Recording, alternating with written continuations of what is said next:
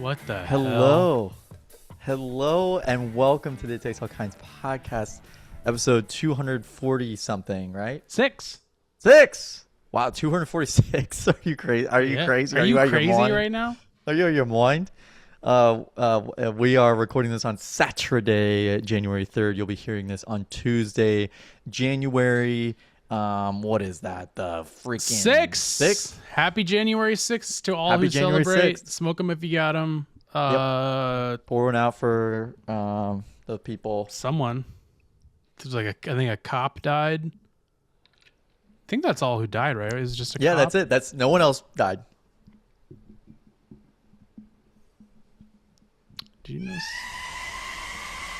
more people die? Ashley Babbitt, the person who got shot by a cop going into Okay. the So Capitol two Hill. people. Two people Oh, I died. was one off. Oh, big deal. I was one off. Big whoop. And man, what a time to celebrate January 6th. Guys, welcome back. It's a new year, new us. Actually, new year, same us. We are here ready to entertain you. And we're back, baby. It's been 2 weeks? I think it's 3 been like weeks? 3 weeks. 3 weeks since we last recorded. We did our Christmas episode, and then the following week Drip Christmas came out, which we hope you all enjoyed. Watch it now if you haven't already. It's always the holiday season. If you're a Drip fan, you can watch it any time of the year. And then we took a week off, and now we're here in the new year. There's been a lot that's happened in our lives and the world since we've been gone. And we're sorry if you missed us, and we're happy to be back. And we're probably not going to take another break for a long time. So just fucking strap the fuck in, motherfucker. Well, Carson, thanks for asking how I'm doing. Nothing's slowing down. Gavin, how are you doing? Yeah. Hey, so I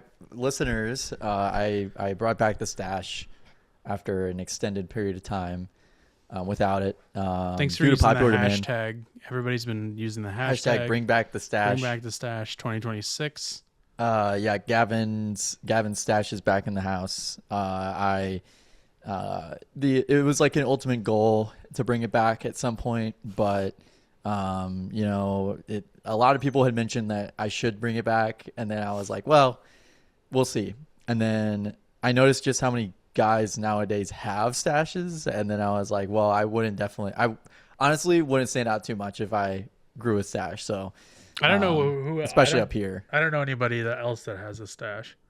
No, me neither. But I was like, sure, why not? And I've seen some deeper meaning behind having a stash nowadays. So before, for me, it was that there's the deeper meaning being that it's like, you take care of yourself, but you take care of yourself just enough.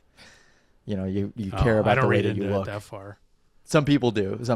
So I think you care about the way you look. You shave everything but the upper lip. When I see someone, I've always hated it. I've always hated shaving the upper lip anyway. When I see someone with a mustache, I'm like, ew, gross. And then I'm like, oh wait, right, I have one too. Never mind. Well, you don't realize like everybody has one who's like a content creator. It is like raging upon content creation right now. I think it's just a lot of guys our age have one. Like it's tough to go out. Like being when I was back home and I would go out with some friends and I look around, I'm like, we all look a little bit too similar. Like I think I stand out a little bit, not to brag, and I'm not bragging, but I think I do stand out a little bit. But then I look at our upper lips and I'm like, maybe not as much as I thought. Oh yeah, but I don't want to get rid of it. That's the problem. Is like I hate the way I look without it now.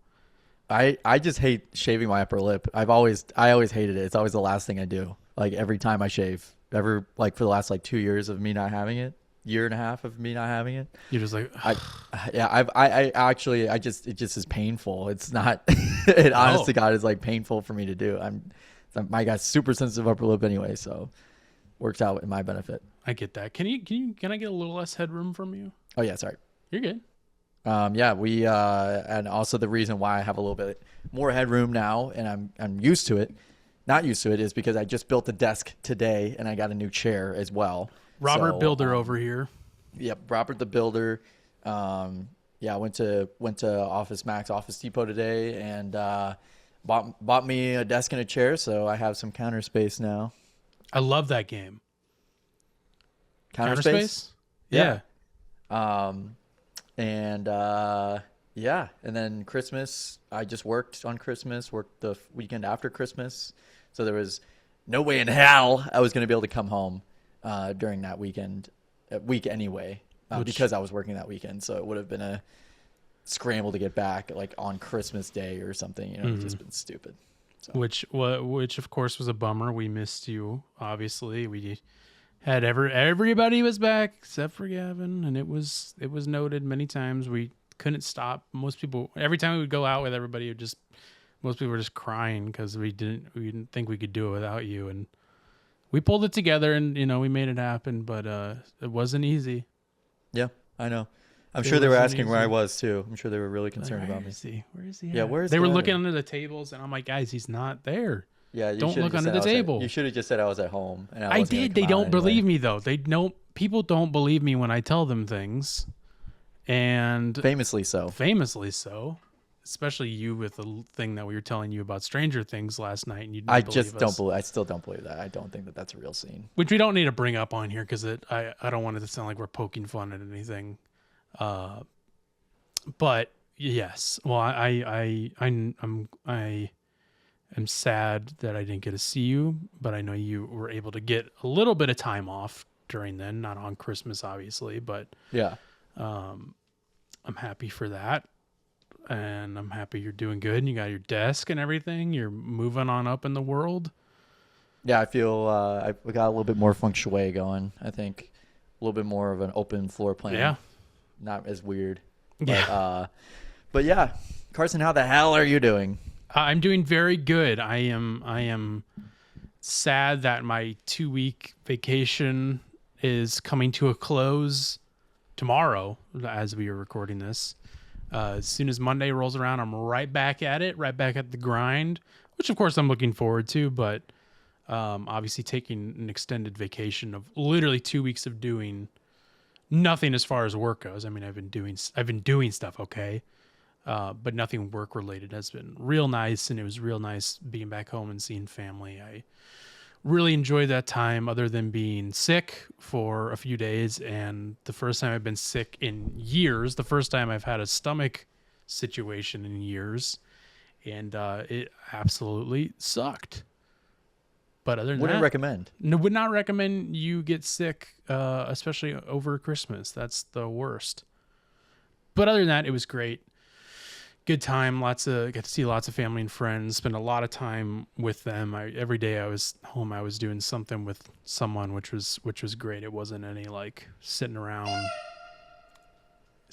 doing nothing. I mean, I had time for that as well, but yeah, it was great, man. And one of those things I did, as I mentioned during my time off, was watching Stranger Things, which is what everyone has been doing, I think. Yeah. Besides everybody has. Yeah, I mean, I haven't watched it since I think maybe season 2. I still don't remember much about season 2, but I remember season 1 very vividly. But I think I've watched that like 2 or 3 times minimum. And why did you fall off on purpose, or was it just like you forgot and just didn't? Yeah. I just didn't want to watch it anymore. Yeah. Which is like, it's like, it was like a niche-er thing, I guess, whenever it came out. Very hyped when it came out, but it was just like way smaller. Mm-hmm. And then more people hopped on, and I'm like, oh, I'm good. I'll just see it. Like, I'll just absorb it through passive memes and shit. So, and I did. Yeah, and you did. Yeah, I hopped on. I mean, of course I could get to it, but yeah. You don't have to. I hopped on when season 2 came out and really loved the show. To be completely honest, it's one of the reasons that I wanted to get more into film, and that was kind of when I was like, I really wanted to go into doing some sort of television type thing, because that was when Netflix was like as cool as like an A24 is. Like, it's like, whoa, this like streamer is making their own in-house shows that are really weird and cool, and it's like, and it's so funny thinking about that now. It's like, I don't really want to work for Netflix. Not Well, really. that's the thing is, I feel like they really saturated their Netflix originals market, like to the extreme. I don't think anybody has put out nearly as much content as Netflix originals has in the last 3 or 4 years. And most of it's not good. Most of that's the thing is that it's honestly just slop. Like it's just content slop. In recent years, I won't say everything, but a lot of it is just like, what is this? But I mean, that's every content right now is a lot of slop. But yeah, I loved it. And then I honestly was excited to watch like every season that came out after that until this season.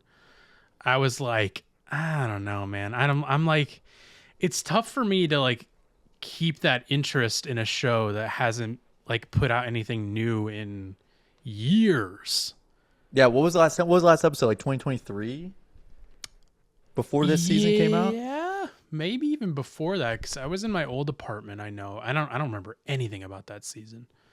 But I was in my first apartment back in Missouri watching that.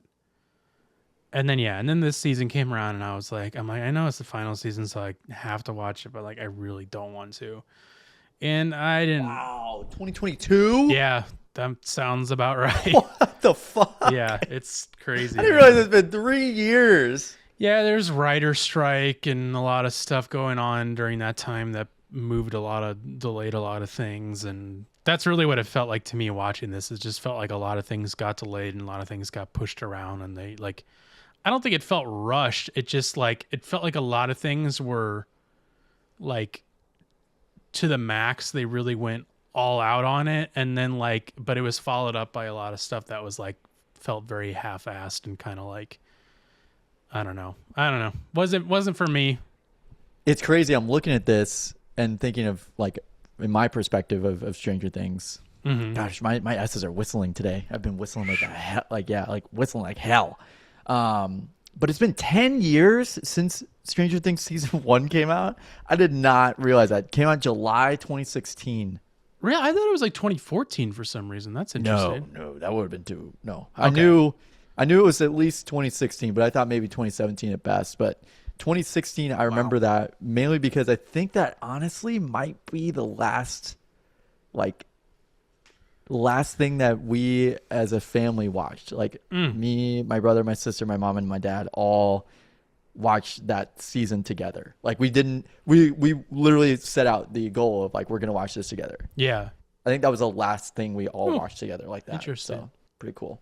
That's cool. Yeah, I mean that, despite me not really caring for the last few seasons, especially the last one, that show does mean a lot to me because it inspired a lot in me when it first came out, and I still think the show is really cool. Like we've been talking about, like how I really want to go back and watch those first 2 seasons at some point. I don't think I want to do it right now, but I went and saw the finale at the AMC here whenever I got back into town, and I left the theater and I was like, there's cool parts of it. There's a lot I didn't really care for, but I was like walking back to my car and I was like, I was remembering all that stuff of like, oh yeah, this show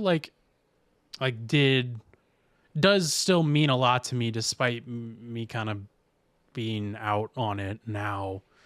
And I was like, I can't forget that. Like, I don't want to like, I'm not shitting on the show in any way. But I'm happy it's over. I guess it's like, so I don't have to watch it anymore. Like, I don't want to. I just remember think listening about it anymore. to the Stranger Things soundtrack from season 1, which is amazing. A lot. Yeah. And I don't know what happened, but this soundtrack of this season, I was like, I don't even really remember thinking about it, which is not a good sign, because those first few seasons, I was thinking about that soundtrack. I was watching like videos on the soundtrack, like talking about with the people who made it and all this stuff. And like this season, it's like the soundtrack things are real weird. And like, I don't know what happened. And honestly, one of the other things about Stranger Things that I'm sure drew in my dad a little bit, but they did play a Peter Gabriel cover of Heroes during one of the scenes, which it was like, I forgot about that. I had never heard that song in my entire life. And I was like, insane to hear. Yeah. During season 1. And they play, spoiler alert, this is the stupidest spoiler ever. They play David Bowie, the original Heroes, as the ending song for the finale episode. Oh, in the that's credits. interesting. Yes. That's like probably the one callback one of the other callbacks that they probably had to do legally. Oh yeah, dude. There's so many. Sure, there was like some sort of rider where it was like, if you're using a cover of David Bowie's Heroes, you have to put it in David Bowie's Heroes. There was nothing but callbacks in this season, and especially that last episode. It was just callback after callback. But it's over, and we can move on now. Finally, thank God. But hey, folks, this episode we have a lot to talk about. We are going to do our official It Takes All Kinds 2025 year in review. Now, don't tune out just yet, because anytime I hear that from anybody else, I get extremely bored, because I don't know. I don't really need to. I'm like, I was there. I don't need to hear about what happened in the year. But we're going to make it fun, because we are going to be revisiting some of our favorite stories that we talked about last year, and either checking in on them, just rewatching them. There's quite a few updates to some of them, so I'm really excited to share those with you all. Plus, I'm going to give you my top 10 movies of the year, because Carson's Cinema Corner was something I think we established last year, but maybe it was the year before. But I saw a ton of movies last year, so if you haven't seen them or just want to hear what I think is the best movies of the year, or my favorite, not really the best, but my favorite. And then Gavin and I are both going to share our top 5/top 10 albums of 2025. Is this year 4 that we've done that? Yeah. Is it year 4? I feel like it. I feel like it is. Maybe. Yeah, 3 or 4 probably. That makes sense. Go back to our Instagram here. Let's check into it. Let's check into it. But then we have some news stories, some things that happened right before the new year and during it. Gavin's got a report from Mar-a-Lago. He went down to Mar-a-Lago virtually, and the scene there was about what you would expect, of course. So we're gonna look into that, and then we have a report from Walt Disney himself. There was a kind of scary, in my opinion, stunt gone wrong was that Disney World or Land? I have no idea what the difference is. I don't care about either of them. Well, one's in Florida, one's in California. Yeah, it doesn't matter. They're the same thing. So they're a little different. They're not that different. I think that was probably in Florida. I think it was in Florida. I don't think that would happen in LA. I don't think they have the room for in LA. Where Disneyland is in Los Angeles. Where Disney World is or whatever. The first one that we did, I believe, is in 2023, so this will be our third. Oh, okay. I guess we didn't start doing it until a little later on. And then of course, well, not of course, but we'll just go and kind of just move into this real quickly, because literally last night, early this morning, the US went to war. Well, Donald Trump and his cronies went to war with Venezuela, of course, which is about what we expected to happen at some point. It's just been kind of, when is it gonna happen? Kind of bubbling around and under the surface. Yeah, bubbling around for. I mean, I watched a lot this morning to kind of prepare. Well, not prepare to talk about it, but just to get up to speed with what's going on. And I watched a video of a guy pointing out that Trump was talking about doing this when he was during the last election cycle, when he didn't get elected, and he was talking about it then, talking about, we need to get the bad people out of Venezuela stuff, in his speeches. So he's been wanting to do this for a while, and finally did it today after, the past few months of bombing random Venezuelan ships that were probably just fishermen. just really horrible, just terrible, stupid. The president who's going to bring peace to the world, starting a war, literally over greed of getting control of their oil. This was the peace ticket, if you remember, Carson. Yeah, I've been seeing that all over my timeline today of people reposting. And he just got the FIFA Peace Award. Yeah, that's true. He was probably waiting until after he got that to do this. Yeah, I mean, I literally, whenever we got off last night, I hopped onto Twitter, and the first thing I see was the Venezuela thing, and I was like, "Are you fucking serious?" Yeah. I was like, "Is this actually happening right now?" And it did, and I was very surprised that it was happening, and not like Donald Trump would never do that, but just like I'm surprised that it didn't happen during the day. Like it just, Oh yeah, of course. Unwritten rules of war is that, you kind of have to have like a declaration of it. No, it's just vibes. Yeah. It's really just vibes with this. It's just whenever you feel like it, I guess. Yeah. So I, from my overnight doom scroll on Twitter, I grabbed a couple tweets here. Yes. And also from this morning. So last night, there was this picture that came out this afternoon of I guess the war room, the situation room. I don't know. It does not look like the normal situation room. It looks like literally curtains hanging up behind an area, but you can see in the background there. I don't know if you can zoom in on this, but I might be able to if I can. Oh yeah, I know. They did search Venezuela in the search bar, so they have it presented on a TV in that area, in that room, with Venezuela pulled up on the search bar. So they're just like any other Twitter user, X user. Yeah, well, it just really shows how smart they are. I mean, yeah, they really prioritize things, and they weren't doing it for any clout or like shock and awe. Obviously, why would they search up X? Why would they go on Twitter/X and search Venezuela if that was what they were doing? Come on. Well, that's where you get all the news from, right? Twitter. Even the people and you don't have anything else, Even the guys calling the shots got to look on Twitter. Yeah. I mean, even Trump's literally looking at the screen right now. So thinking about his next meal. That video. Another picture. You can see it. There's even more. Yeah, you can see even more clearly that is very clearly X there. Yeah. And so then the next tweet I have here is Donald Trump falling asleep and kind of having some facial dissonance, I suppose, where he's kind of falling asleep and kind of, trying to stay awake during the speech. F-18s, EA-18s, E-2s, B-1 bombers, and other support aircraft, as well as numerous remotely piloted drones. Yeah, as the force began to approach Caracas, the Joint Air Component began dismantling.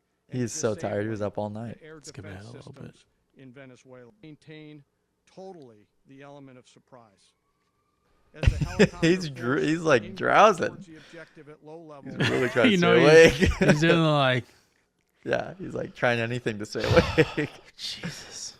And then the next one here was another one that I grabbed from last night. This was, I guess there's some sort of pizza tracker around the Pentagon. They have a website for that, and this guy grabbed screenshots from it, and you can see that it like, I think the tweet says that like it spiked up like 700% in activity or something overnight, which is just like insane that like there's that.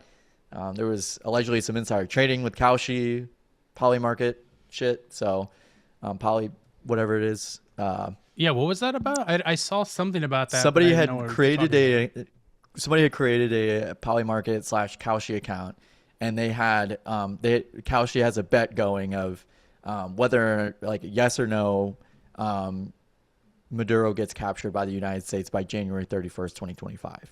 Oh, and they pumped like $40,000 or $20,000 and made $400,000 in profit off of it. Jesus Christ. So within like that night, like they made that profile like that day.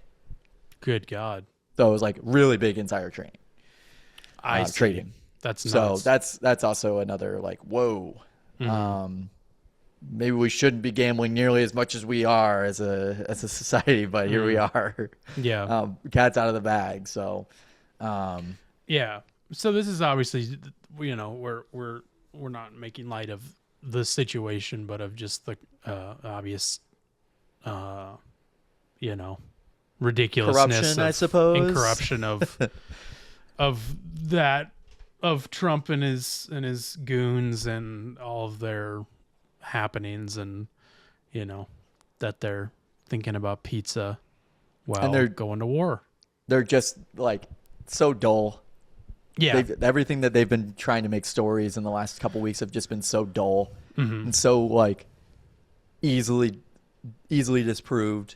yeah, So it's just yeah. load of 'Cause- crock. and I shouldn't say go. I know I keep hearing going to war, but it's truly just just taking over another country, just going in and bullying out the other like I said, again, just based on vibes. I mean, there's a reason, and they're very explicit about it, that they want to take over their oil. It's one of the largest oil countries reserves in the world, and they've clearly said that that's the reason they want to take it over. I don't know if they specifically said that, but I'm pretty sure they more or less have. But then they're blaming it on the drugs, and the drugs coming from Venezuela. But in reality, all the fentanyl and cocaine is coming from Mexico. Not saying we should go to war or invade Mexico or anything, but just so you know that they're going for Venezuela because of the oil. It has nothing to do with drugs. They could give a shit less about who dies from drugs and drugs coming into the country, because the president's probably taking a lot of it anyways. So. And as allegedly, as I we don't learned know. in the last couple Allegedly. weeks, he's Yeah, taking 4 times the recommended amount of Tylenol. Yeah. Or not Tylenol, aspirin. He's Aspirin. taking aspirin, 325 milligrams a day, to make sure the blood running through his heart is thin. I want it as thin as possible. Yeah, that's he's like if that makes sense. Like Nope. it doesn't really. Yeah, so that's a whole nother story we can get into at some point. I'm sure more will come out after it, but Yeah. he allegedly eats a quarter pounder, a Big Mac, and a filet of fish and something else every time he goes to McDonald's. Well, no wonder he wants that blood thin. Yeah, exactly. I mean, sure, if that's what does it, I guess. I don't think that I would not recommend an average person to take 325 milligrams. I can tell you that for certain. We got to go on the Trump diet for a week and just see how it Dude, goes. I would honestly be very curious to see like what I would like that's like the Super Size Me guy. Yeah. Yeah, like that. Like what would happen if I just did my normal stuff but was eating a filet of fish, a quarter pounder, and a Big Mac in one sitting? So, and the aspirin part. And the aspirin. And we got to take that much aspirin every day. God. Somehow I would lose weight and you would gain it. Yeah, It'd be exactly. something weird. Yeah, it would be like I finally am able to put on more than like 2 pounds in a sitting. That'd be pretty cool. I'll take it. I mean, you know. Yeah, I'll take the losing weight part. That'd be nice. Maybe that's how he stays so thin and young And stable too. and stable and So awake. stable on his feet. And he's wide awake. Carson, what I guess this is just also off the cuff here, but like Yes. what's off the script here, but like what do you have any New Year's resolutions? Do you have any goals set for the year? What would you like to do? Funny enough, in all honesty, losing weight. I would love to lose some weight. I put on quite a few pounds last year, and I don't know. I feel like I try to do it every year, and I think the last year or two, I kind of just like gave up on that and was just kind of like, and not like gave up and like started gorging myself on food all the time, but like Right. gave up in the sense that I'm like, I don't know, it's too much work. I don't really want to worry about it. I want to eat what I want to, which I'm still like gonna eat what I want to, but I'm gonna try to like, had a real bad habit of eating dinner way too late.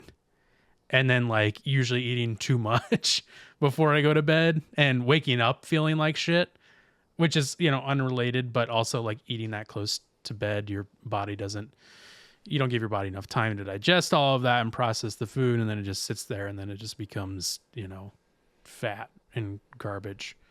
Well, I'm in the same boat as you, Carson. I want to take better care of myself. So yes, that's where I'm just trying to stay active. Yeah. Not, like trying to do a little bit of, I told myself, I'm like, I talked to Spencer a little bit last night about it, but I was like, I feel like I don't I don't eat enough to go weightlifting. And he's like, you should just do it. He's like, it doesn't matter. There's no such thing. Like, just go eat. Like, just eat, and then you'll just naturally want to eat more. Yeah. I mean, fuel that's what your brother did. I remember him back in high school. I mean, he did force himself to eat more, I think. Yeah, but it was pretty, like, he would drink a lot too. So, like, he drink a lot of like protein shakes in terms of drinking. That's what I mean. Yes, yeah. He drank a lot of beer and then go lift. Yeah, he drank a lot of beer. But yeah, I've just seen a lot of studies and a lot of health influencers, like doctor health influencers, I should say, reviewing studies and talking about like it's very important to take care of yourself, like just exercise, you know, weightlifting, lifting heavy to improve your bone density so you last longer as a human. Yeah, like they don't say it, they don't tell you this in school, but you know, as you age, you lose bone density a lot quicker than you think you do. Like it's like some people have said like in your 30s it starts to go, like your bone density starts to go down a little bit.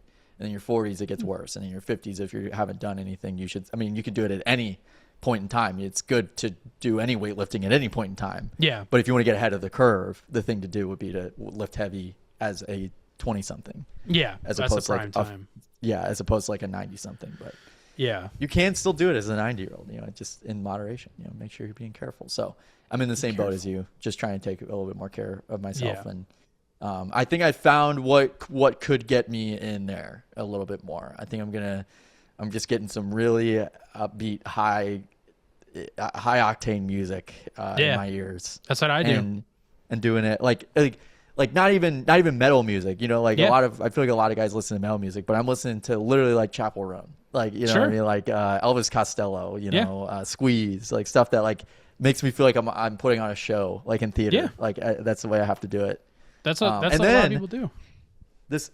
No. Do your thing. Last thing, going off the cuff here a little bit more, but I did get Fallout Arizona Iced Tea collab energy drinks, and those have been really good, and that has also helped me like want to go to the gym because I have so much energy after drinking them. It's like there's nothing else I can do about it. There's nothing I can do about it. I'm like, I have to go to the gym. Yeah. There's nothing I can do about it.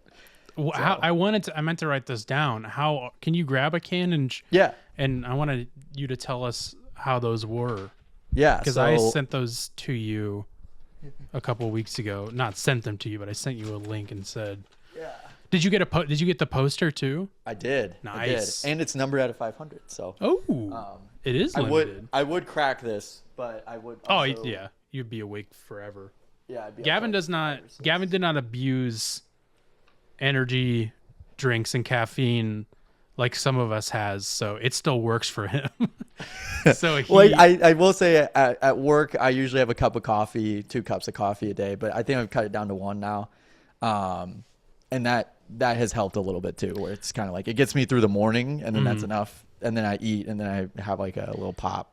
But you can't even have like a Dr. Pepper past a certain time where you'll be. Oh yeah, not like past like 2 o'clock. Yeah, past 2 o'clock, I usually wake up in the middle of the night with an issue. So that's awesome. That's great that that works for you that way. but I know that like that's bad for you. So here's the poster here: A Ghoul's Best Friend. Okay, that's cool. You can see it's 134 out of 500. That's cool. Which they had a couple of them, but I was like, I'm not even a big pomegranate guy, but I really like dog meat, not from the show, but just in the video game. So I haven't watched much of the show, so I need to do that. I think I'm itching to do something with that. I thought it was going to be a little bit bigger. I thought it was too. That's what I thought. Me too. I was kind of disappointed that it was this big, but it was. Yeah. And the can is very reflective of it, but we have... That's cool. You have Fallout at the top, green tea, Lucky 38, which is a casino in Fallout, New Vegas. You have the Vault Boy, and then you have chips all over, and then you have like some cards with dog meat on it. So it's got 190 milligrams of caffeine per can. Okay. And it has healthy amount. 240% of the daily value of vitamin B6, 290% of the daily value of vitamin B12, and 250% of the daily value of pantothenic acid. You guys writing this down? It's gonna be a quiz later. It is a 30-calorie drink with 6 grams of sugar. It's good. It's nice. Nice. No sodium, no healthy. cholesterol, no fat. No synthetic color, no artificial flavor. What's your rating out of 10? It's actually really good. I will say it's like 9 out of 10. It's a very good drink. I like it I a gotta lot. see if they have those at like the gas station or something and get one. Oh yeah. Oh, and at the bottom it does say issued by Vault-Tec Agricultural Department. So that's pretty cool. And then I also got A little show and tell action. yeah. Sorry, it came in. No. It came in this envelope, so I kept the envelope because it says that's cool. approved by Vault-Tec, established 2027. So I have this sitting on top of the card. Nice. So I have this, and then I have the Old Mormon Fort magnet, and then I have a Ghoul's Best Friend underneath it. Just fall out everything. Yeah. Fall out the place up. Turn your place into a nuclear silo. Yes. I will could- have to. You should make your own like war room. Yes. Put up. You know what? I'm surprised that I wish we had seen that. I wish they had done this. You know, I wish they had done the dang war a little bit sooner, so we could have recreated that with black curtains on the walls. I would have been all about that. Yeah, our own black curtains. That'd be really funny. Would have been a good bit. Have But- Venezuela pulled up on Twitter on a TV. Exactly. That We could've been fun. definitely could have done that. But We could. so anyway, you're in the review. Let's get to it. We have a big year in review to get to. Let's start it off with one of my favorite. I don't have a link pulled up for that. That's okay.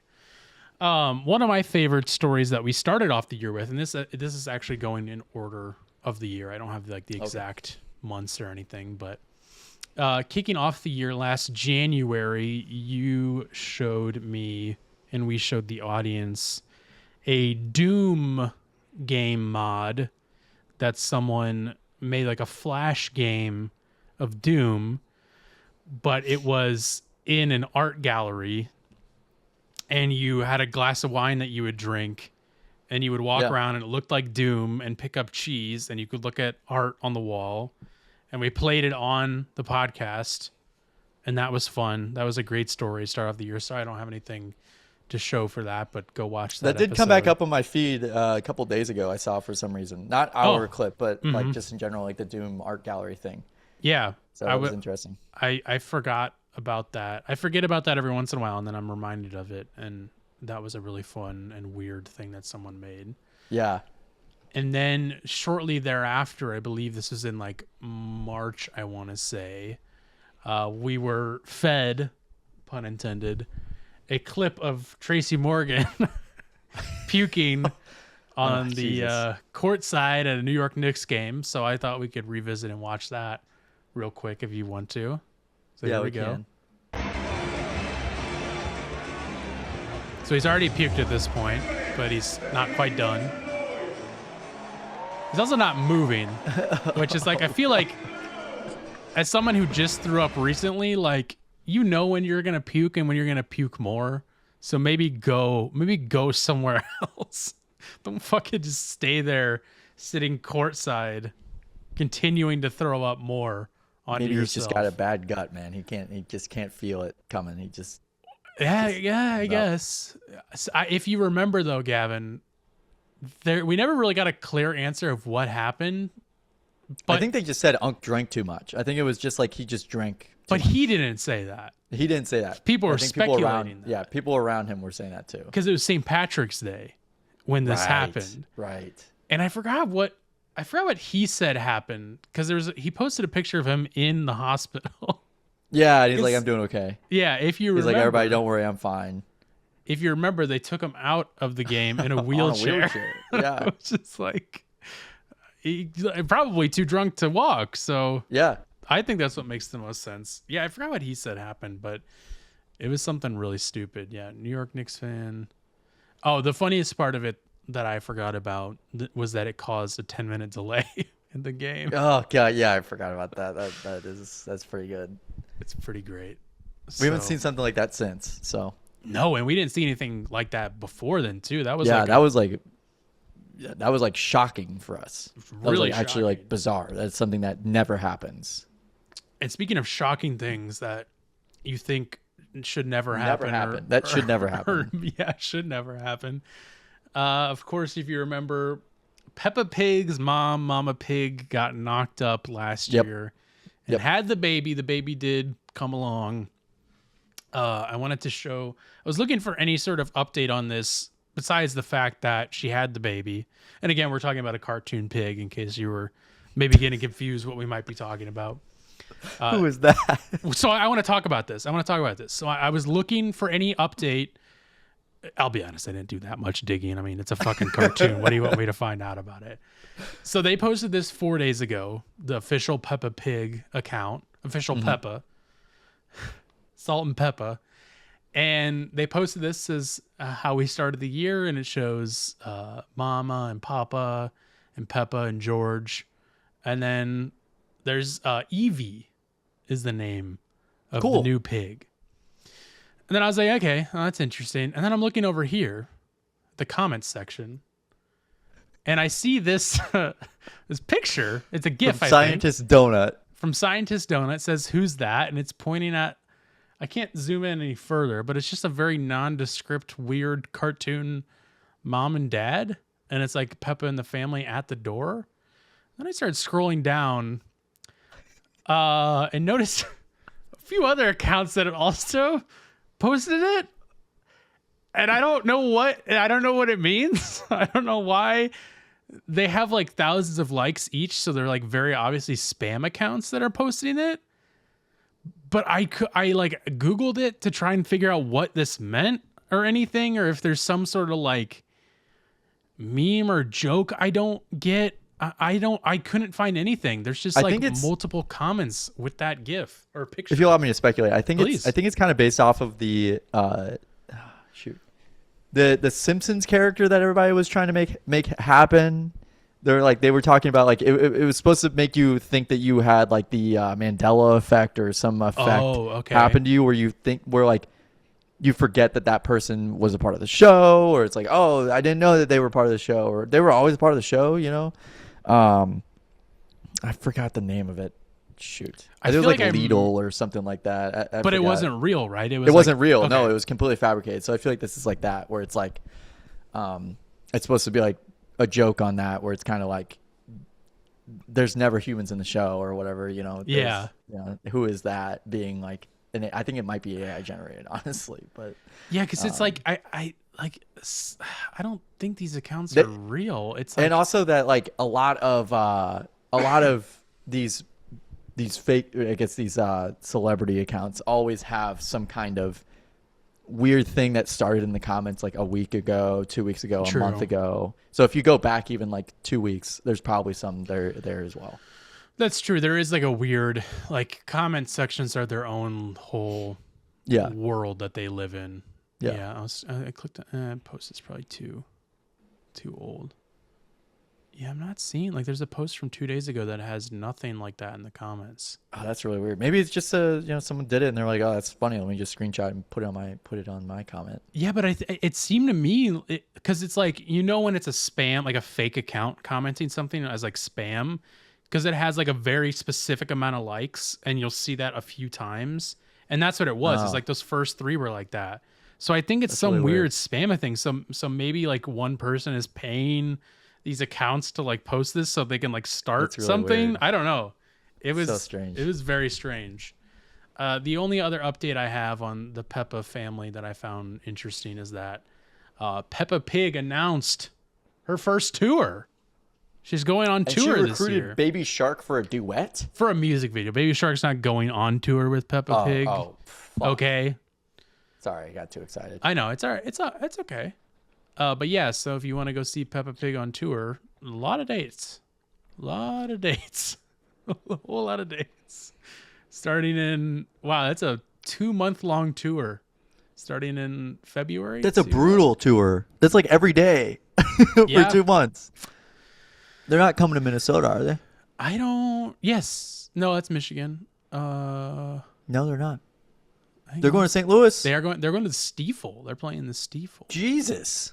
We could have boots on the ground. They're coming to California, but not Several LA. places. It says Burbank. Fulton? It says Burbank, California, which is where I live. I looked this place up, and it's north of San Francisco. So Pitchfork, sorry. someone's reporting that wrong, because this place is not in Burbank, and these other places like I don't remember where Modesto or any of those other places are. But yeah, so if you want to go see a cartoon pig live on stage, you can. So that's big news. That story made us laugh a lot last year because we found out that Papa Pig gets mad when he loses his glasses. Yeah. We did a deep dive on the pig family. On the pig, yep. We did a real deep dive on that pig family. Then, of course, brings us to about April, I believe, when something that we were very infatuated with, the sperm races that happen here in Los Angeles. We did like 3 episodes where we nonstop talked about the sperm races, and we watched some of it live. So you guys can go watch that if you want us to go a little bit deeper on that, but we won't go too deep into that. But what's the update on the story? The update is that the Instagram account, the sperm racing Instagram account, started recently posting more again. So I think they're gearing up for another LA show. And while I was researching that, I found there's like only a few news articles on it, and they're mostly like local to Texas. That sperm racing is coming to Texas. That UT... hold on, read the headline. Please read the headline. Oh, yes. Sperm racing comes to UT, erects new tradition for men's health awareness. There you go. And then the first line is swimmer, splooge, semen, spunk. None of these words particularly bring images of genius to mind. Yet for Luke Hawash, his grand idea relies upon these seeds of life. So apparently the University of Texas is going to face off against Texas A&M on a sperm race on January 30th. And again, there is not much reported about this.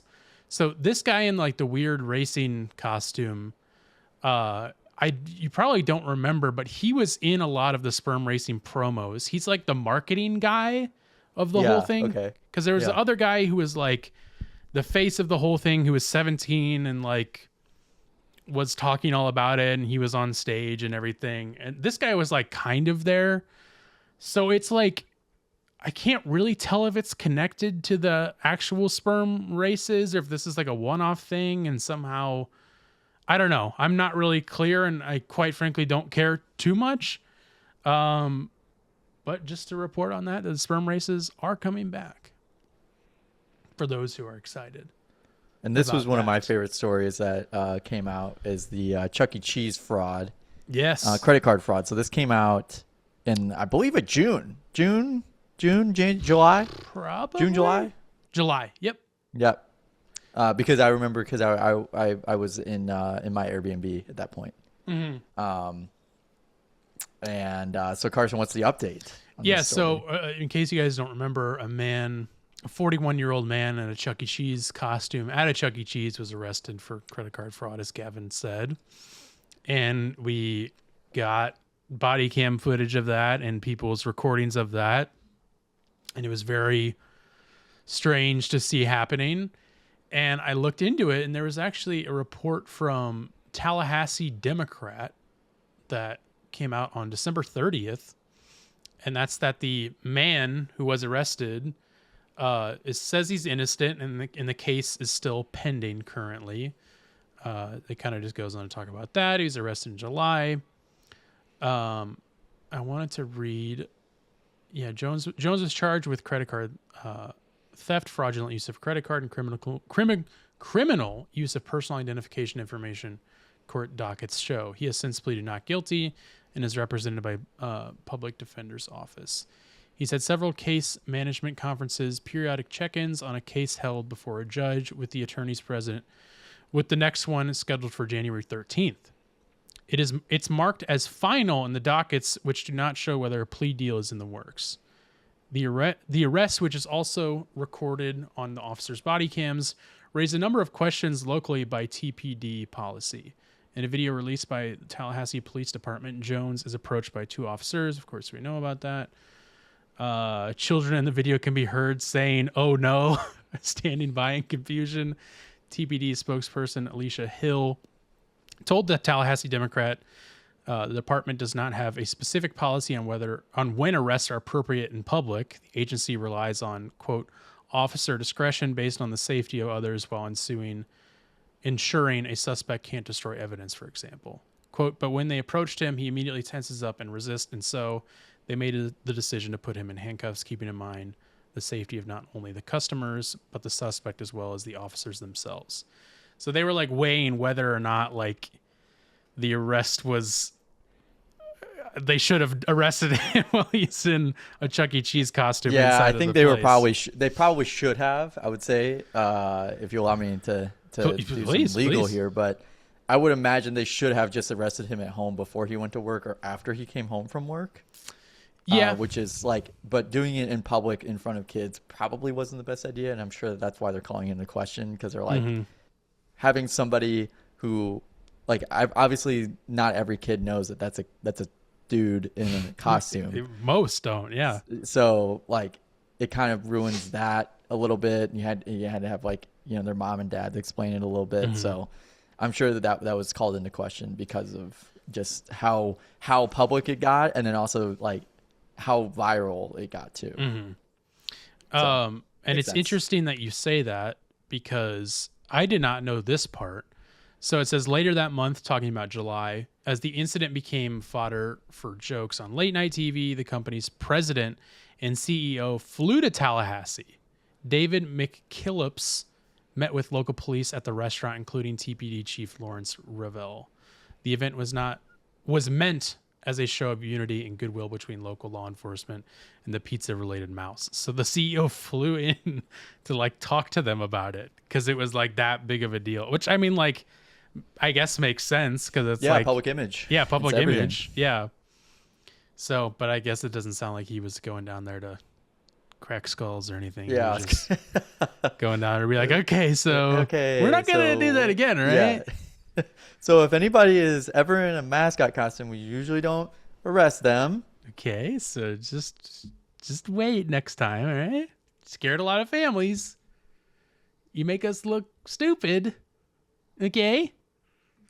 So this one was a favorite, of course. Gavin, thanks to you for doing a lot of research on this when it first happened.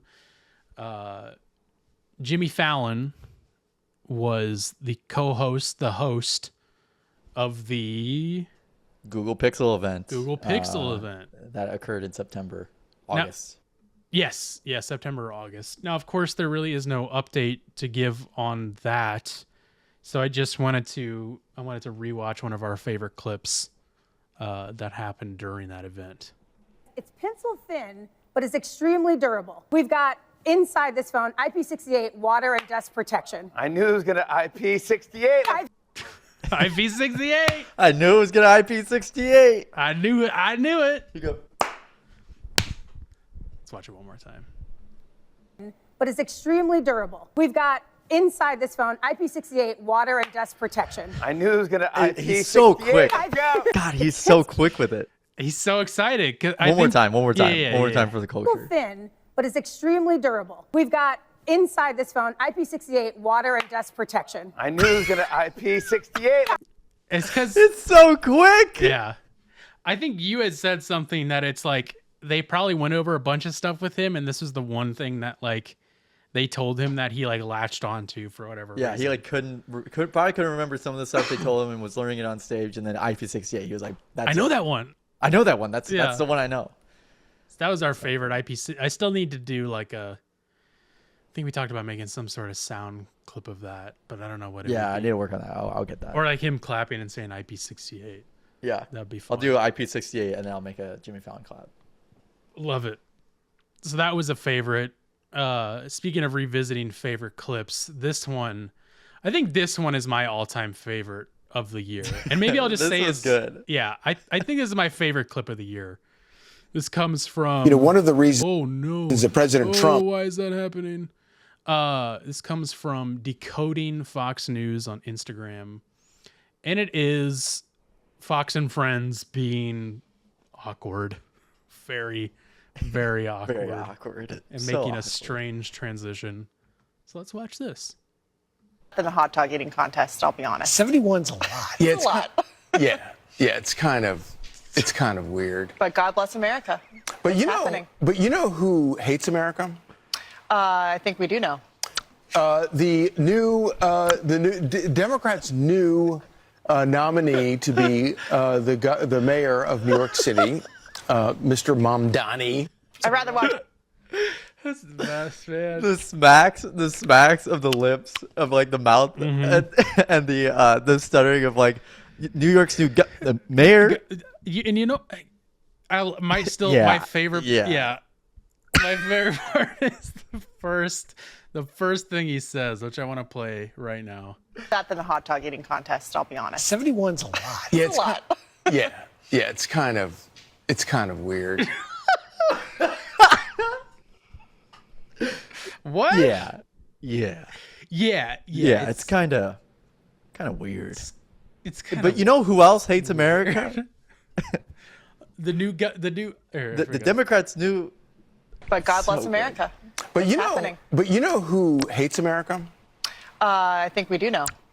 The new Democrats' new nominee to be the mayor of New York City, Mr. Christ. Mamdani.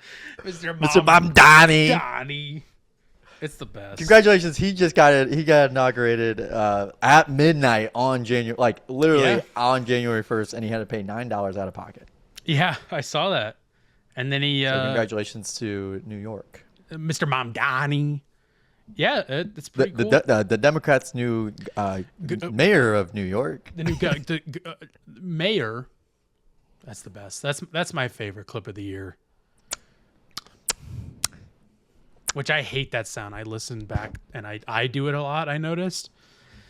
And I hate it. I hate that Yeah, sound. whenever I pointed out during that clip, I actually realize a lot of people do it whenever they are speaking or streaming or anything.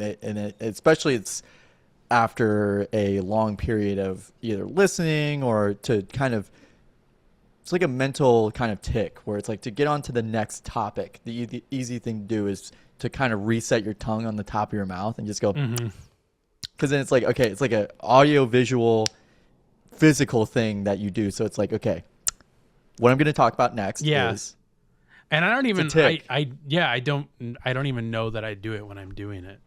I just listen back and I'm like, oh God, stop doing that. You don't need to do that. Why do you do that? I hate it. Now everybody's going to be listening to it. Now I'm going to be conscious of where my tongue is in my mouth for the rest of the episode.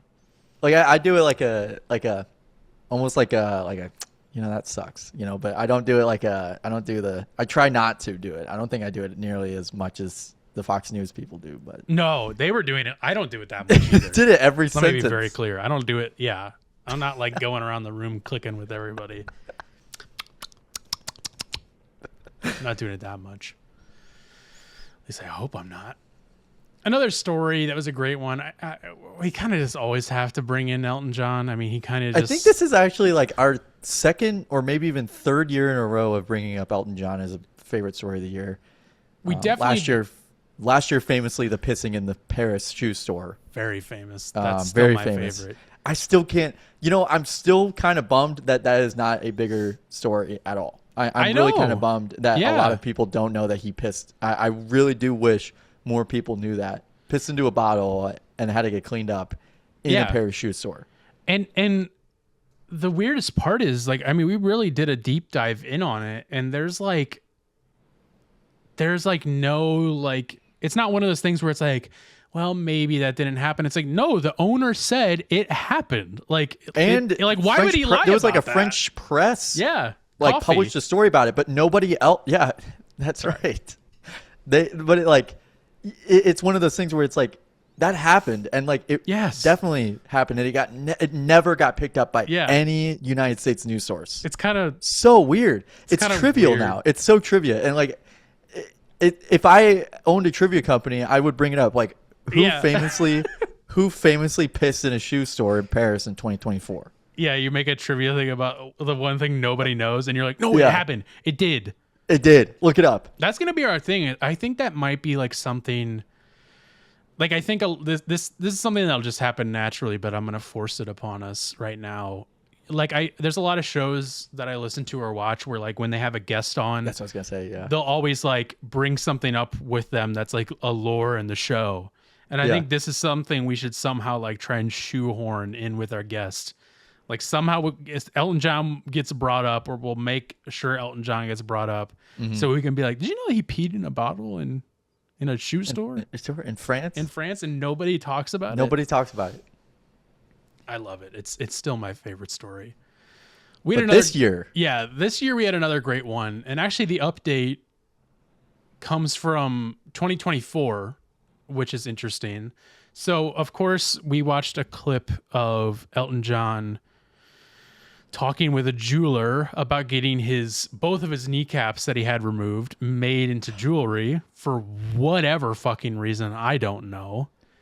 And the thumbnail that you made for this video is insane. I really did enjoy this one a lot. The Elton John bone collector. Elton John, the is so bone crazy. collector. I made him in the image of Ray Fiennes from 28 Years Later, because he has a bone temple. He has like these pillars made of bones. I loved it. I hope other people did too, and I'm glad you did. Thank you. So this came from like a Netflix documentary, if I recall correctly. Right? Yes, and so I think he's had these for a while. We just And haven't somehow- seen them on like a video version, I guess. Yeah, or we haven't seen them. I haven't seen him wear them. So this actually comes from October of 2024. And somehow this was already known. So I guess this had been like circling in the news before this clip, Okay, but not the piss thing. but not the piss thing. I don't know. So this is a clip of him wearing it. Oh my god! And Fuck that. I know it looks even more disgusting and weird and terrifying on his body than it did of them like showing it in that documentary clip. Like this is I feel weird. like in This is the fucked documentary up. clip, I think he got it like gold plated in the documentary clip because this is like raw. This is No, still no. like raw. It was like this. He had the necklace, and then he made the other one that was more fucked up into like a brooch yeah, that was that's like right. covered. It was covered in something. But no, this one was raw bone. Like this is disgusting. I Fuck. don't like that at all, man.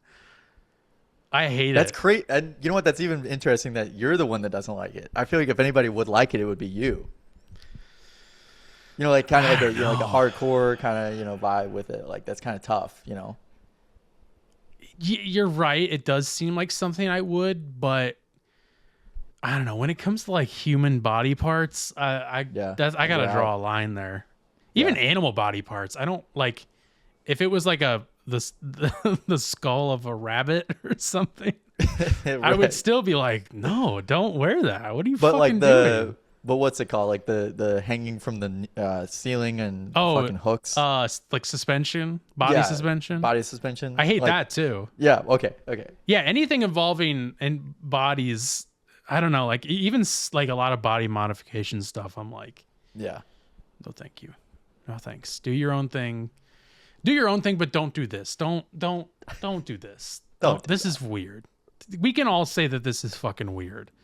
I don't care that it's his bones. I don't care. It's a rich old man being beyond fucking weird. This is And also, insane. it's still one of my favorite clips that we made in 2024 was when Elton John essentially unprompted was like, well, there's not much of me left. Mm-hmm. And I still think about that while I'm walking through the hallways of my hospital Yep. for some reason. And I just think about that a lot. And I think that, I guess that is this is a reflection of his like inner psyche, is that he does think about what's left of him. Yeah. So he wants to keep it and wants to Yeah. show it off, And that's the thing.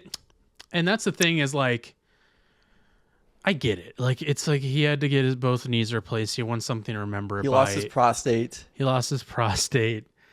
He obviously lost his prostate. Very clearly, he doesn't have control. Not a lot of control down there.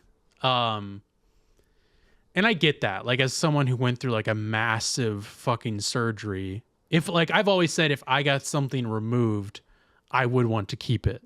Right. But I wouldn't want to make it into a necklace. Like, No, I wouldn't wanna wear do it this. around or anything. No, I would keep it. I would like keep it at home, and if friends came over, I'd be like, "Hey, you want to see my femur? You want to see my toe? I lost my You wanna see toe my and I hip? kept it. You want to see my hip? Yeah, like, and I know I can't. And most of the time you can't. Like, most of the time they're like, no, you can't have that. We have to discard of it. You can get a special thing to sign off about it, like for religious purposes or whatever.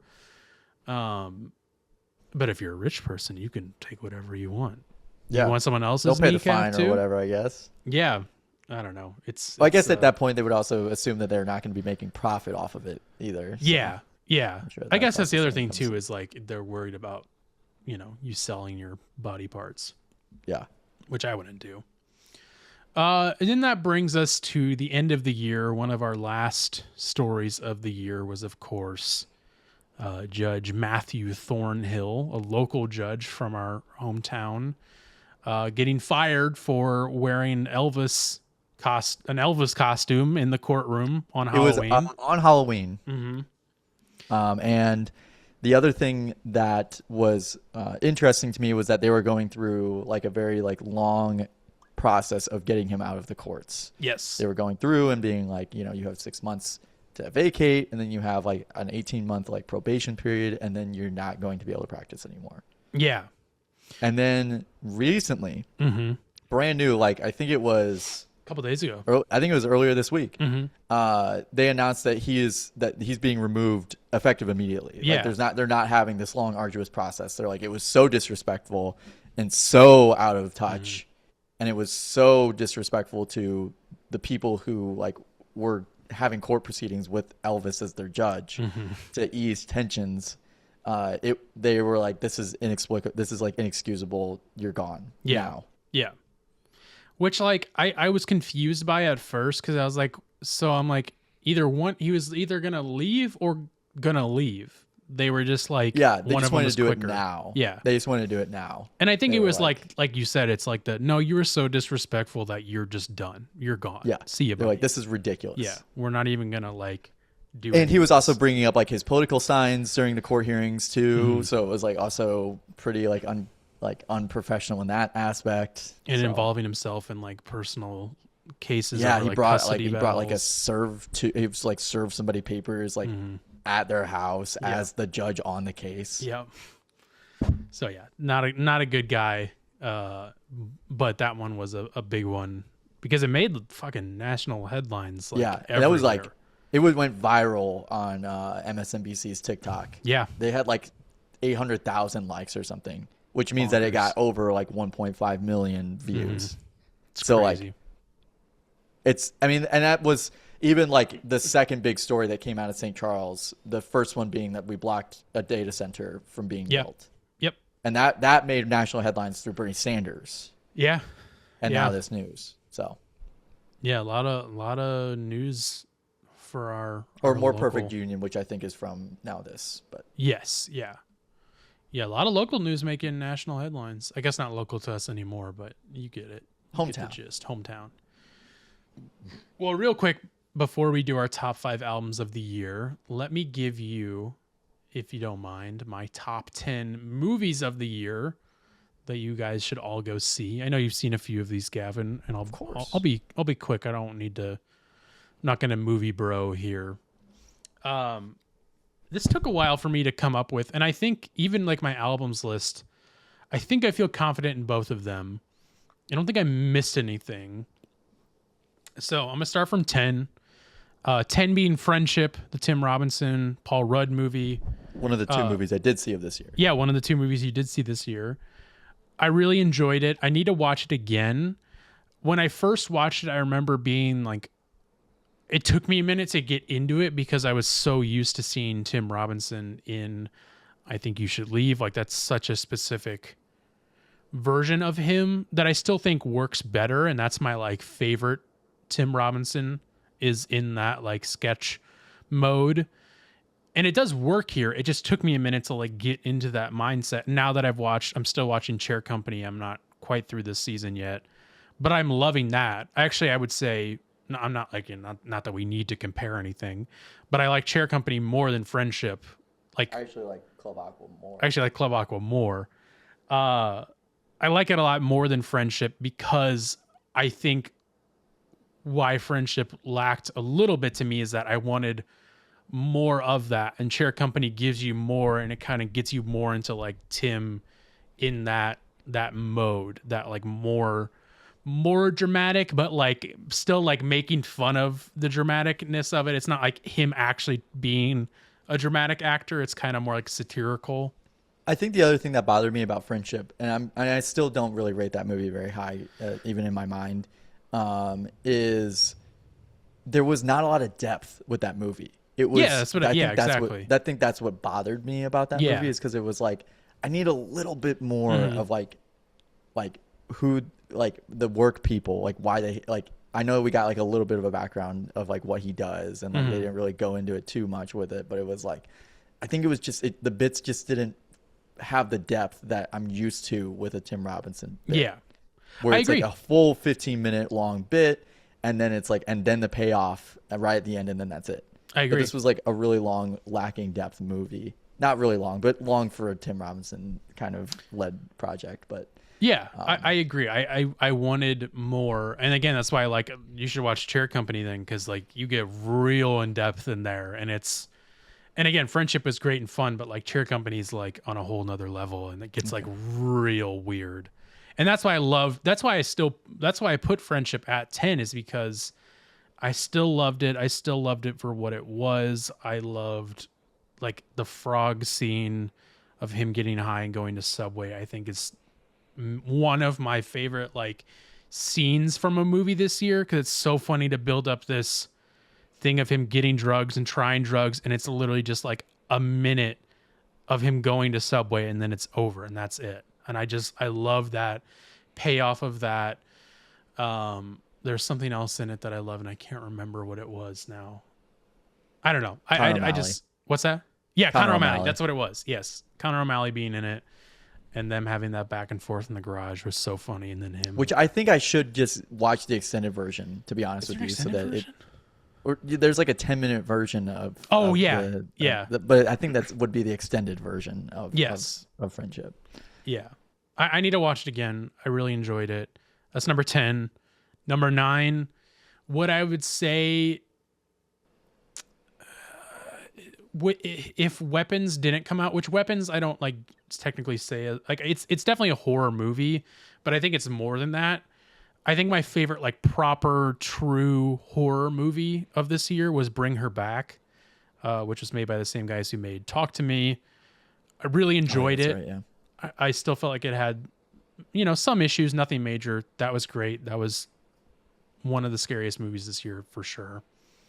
Number 8 was this movie called Sentimental Value by Joachim Trier, who's from the Netherlands, I think. So that movie was not in English, but it was dubbed. Really beautiful movie. Really enjoyed that. A lot of emotion there. Very dramatic movie. Really good. Number 7, Smashing Machine, Benny Safdie's movie. Really bummed that it's getting the reviews it did, and still hearing people saying that they really didn't like it. I don't understand what more you wanted from it. I really enjoyed it. The visuals were amazing. I still think one of my favorite soundtracks of the year, like just so good. Beautiful movie. And just like more of like not your average sports biopic, like really different in that sense that there's like not really what I would consider a satisfying ending, in my opinion, like not the ending you'd expect. Really enjoyed that. Number 6, 28 Years Later. Speaking of, love that movie so much.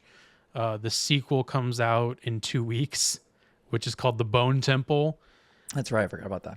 I'm really excited for that. They shot it simultaneously as the first 28 Years Later, but it's a different director, and I think someone else wrote it. So we'll see. I'm a little skeptical, but I'm excited. Number 5, It Was Just an Accident, is a Iranian movie by, oh man, what's the director's name? I forgot. Great movie though. That movie is insane because it was filmed all in secret in Iran because the director is like has been thrown in jail. I think he was on house arrest when he made this. He's like banned from making movies in Iran. So everything was shot in secret, but they're shooting it out in like public, like in public places, but it's all in secret. They had to smuggle the movie out of Iran to take to like Luxembourg or somewhere like that to find someone to sell it and then to show it in theaters. Like the story of it is crazy. And then you watch it and it's just this like beautiful, haunting movie that really blew me away. That's an amazing movie. Number 4, obviously Weapons, one of the movies you saw this year, Gavin. I saw it twice. One of the 3. What else did you say? Sinners. You saw Sinners. Yeah, that movie is amazing. We talked about that so much when it came out. If you haven't seen it, it's on HBO Max. Go see it. I saw it twice in the theater because I loved it so much, and I still do. Number 3, a newcomer, Marty Supreme. Okay. I went and saw that. I figured you would write it. I figured you would write it pretty high. It went a lot higher than I was expecting before I saw it. I went and saw it on Christmas Day with my brother and our friend Spencer, who I don't think liked it as much as I did, but they did like it. That movie was way more than what I was expecting. It's like barely a sports biopic. I mean, it's not a biopic because it's like just based on a real person. Mm-hmm. But that movie's fucking bonkers and like nonstop action. Spencer was like, it's very much like Uncut Gems. And I was like, well, one of the directors made it, so that makes sense. Which hearing that, I'm like, I guess I need to rewatch Uncut Gems because I don't remember it very well. I need to watch Uncut Gems, but I wrote it off because of Adam Sandler. But I've seen clips of it now. You would like it. And I'm like, I really should watch it because also Kevin Garnett plays a pretty pivotal role in the movie. Yeah. And I really like Kevin Garnett, so you would like it. You would like it a lot. And you would like Marty Supreme as well. I don't know why people have any sort of problem with this or with Timothy Chalamet. I mean, I know Timothy Chalamet. It's like, it's whatever. We can talk. I think that's one of those things where I feel like it's I think it's just he's had a lot of exposure in the last 5 or 6 years that it's kind of worn thin on some people, but I'm still pretty on board with him. Yeah, I don't know. And he used Twitter, back in the day, and so he's got like tweets from like 2012. Okay. That he pulled up, like he pulls up. Oh, he does? Like people pull up. Yeah, he pulled it up, but he mentioned like he was doing an interview with Tyler the Creator, which I guess is in this movie. Mm-hmm. Spoiler alert. And he's great in it. Yeah, I don't know if that's a spoiler or not, but no. I don't remember him being on the billing on the poster. So he has, yeah. But anyway, they did an interview, and Timothy was like, "Yeah, I really liked working with him. Shout out, like I did go see him in 2013. I have a tweet about that." Then that's they pull right. up the tweet. Yeah. And that was a really funny interview. But I after being around, or after seeing that, I just have a little bit more respect for him. And he's just been like a lifelong Knicks fan from New York. And, he's had some pretty good ties with New York. So I'm glad that he's getting his flowers from New York in that regard. And like a lot of people also from New York who I follow on Twitter, went to all these events for Marty Supreme. It was like, I'm sure it was a grand old time. Dude, the promotion of this movie was unlike anything I've ever seen for like there was definitely a budget for this movie, but not huge. Right. Not like a $300 million Marvel budget. I think it was like 70, 80, 90 million dollars. I think it might have been 100 million. Actually, I think it was a pretty big budget. Now I'm thinking about it. I don't know, whatever. I think it was a sizable budget. But still, like tons of promotion for it and Timothy going all out for it. And I don't know. Different promotion. Yeah, definitely different. Yeah. And I like, it seemed genuine from everybody who was in it. Like it seemed like they were genuinely promoting it because they love the movie so much. But you never know. It's like, money can make people act anyway you want. So I'm always a little skeptical of that. But it did seem like they genuinely like love this movie and were stoked for people to see it. And and rightfully so. I think it fully paid off. I think it was an incredible movie that everybody should go see. And even more so, like obviously Timothy's great, Tyler the Creator's great, Gwyneth Paltrow, right? She's in it. Yep. She's great. Unfortunately, Kevin O'Leary is really good in it. I don't like that guy at all, but oh my God, he's way better than he should be. It like pissed me off that I'm like, fuck, he's a good actor. He's like playing this part. He's playing a piece of shit. And it's like, okay, well, yeah, he is a piece of shit. So that makes sense, I guess. But Penn's in there. Penn's in it. I forgot, like, he is unrecognizable to me in this. He plays like a farmer. It's crazy. I'm not going to say any more than that. I need to watch this movie. I'm so excited. And Dude. like I've seen people tweet about it. Yeah, I just need to see it. Yeah. But even more so than those key roles that you've heard about, whoever did the casting for this movie deserves all the accolades, because like every like small part character is the most interesting looking person you've ever seen. It's like, whoa, that person's like so like I say bizarre, and I don't mean that in a mean way, but like whoa, that person's like so interesting looking, and like, and they're good. They played their part well, but it's like they're all like, they don't look like, you know, average Joes. They're just People like, who have seen the internet. yeah, they're very like specific people, and yeah, I love that movie. Number 2, One Battle After Another. Love that movie. It's on HBO Max as Need to well. see that Go one watch too. it. Yeah, I would be down to watch that again. I saw that twice as well because I loved it so much. Man, I mean, what can I say that hasn't been said about that movie? It's amazing. I would say it's almost a perfect movie. It's incredible. An incredible movie. And then of course, number 1, Sinners. Again, another movie I saw twice and 3 times this year. I watched it with you. It was available to watch on Southwest on their like free movies thing. And both times I was flying back home and back here, I was like, man, should I watch that? Like, should I watch it again? Cause I just I just loved it so much. So much so that it's probably up there in like my favorite movies of all time now. Like, I love that movie. That movie it's incredible. Oh, I'm getting choked up. Are you gonna use Letterboxd more this year? Maybe. Okay. I don't know. I think Because you do get a year in review. You did get That's a true. year like wrapped, so like it does should. show you like who you watched the most, should what do actor it. and which director you watched the most. I think what I want to use it more so, and this is something I heard literally today, Tim Heidecker, friend of the show, does a side podcast for office hours called Hi, It's Me Again. And he was talking today that he's been using it to keep track of what movies he wants to watch. Yeah. And I was like, oh, that's smart. Because I always think about like, oh, I should write down what movies I still need to watch. Then I never did that. And I'm like, oh, I didn't know you could do that. And I should totally do that. Because then that would remind me what I want to go see this year. Just in general. I mean, there's still so many movies I've never seen that people are like, oh, you should see that. You should see that movie. And I forget what they are all the time.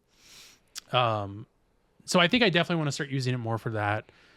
Maybe I'll try and You don't have rate to. some You don't more. have to do the Yeah. reviews. It would just be mostly like just Keeping track. documenting that you watched the movie. Because I would also. Yeah. I'm also curious because I didn't even know that you watched I forgot that you watched the Iranian movie.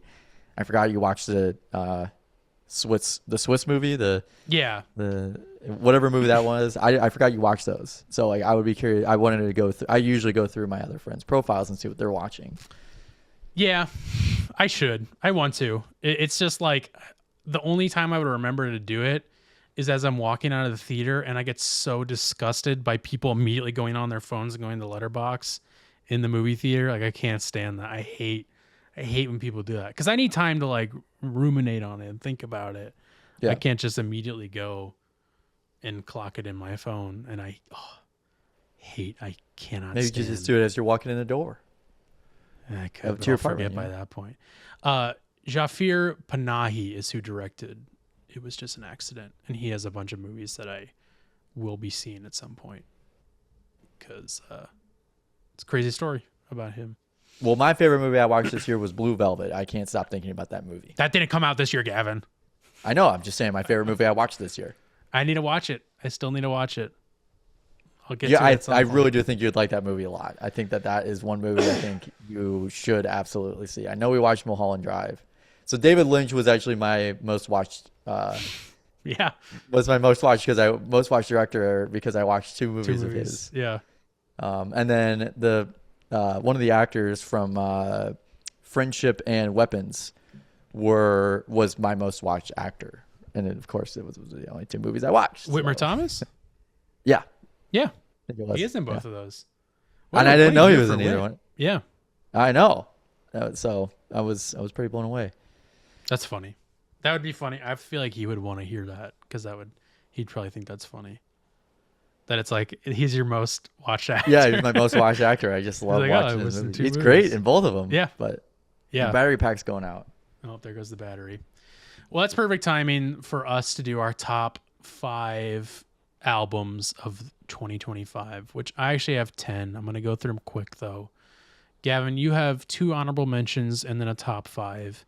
Yep. Since my battery died, and I don't know why I'm saying since, like I was going to start it off. Let's have you start it off. Tell me your top 5. You want to start with the honorable mentions and then go through your 5? So the honorable mentions that I did listen to, there was a long list of albums that came out this year that I did not listen to. So need to get to those at some point. I didn't even listen to the Deftones album. But honorable mentions, Who Is the Sky by David Byrne and The Crux by Joe Keery from Stranger Things.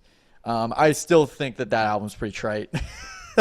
I feel like that album is just pretty like I don't really like that album. But it was an honorable mention because I listened to it, and it has some cultural impact. Some people have referenced it and made it some of their favorite songs of the year. So, all right, I understand. It just sounds so much like the Beatles. It's essentially ripping them off, and it just, I don't know. It feels too inspired by the Beatles.